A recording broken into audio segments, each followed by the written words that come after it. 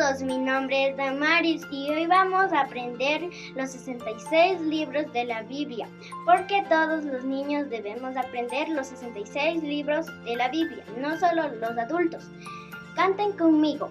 Génesis, Éxodo, Levítico, Números, Deuteronomio, Josué, Jueces, Ruth, 1 y 2 Samuel, 1, 2 Reyes, 1, 2 Crónicas, Esdras, Nehemías, Esther, Job, Salmos, Proverbios, Eclesiastés, Cantares, Isaías, Jeremías, Lamentaciones, Ezequiel, Daniel, Oseas, Joel, Amós, Abdías, Jonás, Miqueas, Nahum, Habacuc, Sofonías, Ageo, Zacarías, Malaquías, Mateo, Marcos, Lucas, Juan, los Hechos y Romanos, Primera, Segunda de Corintios, Gálatas, Efesios, Filipenses, Colosenses, Primera, Segunda de Tesalonicenses, Primera, Segunda de Timoteo,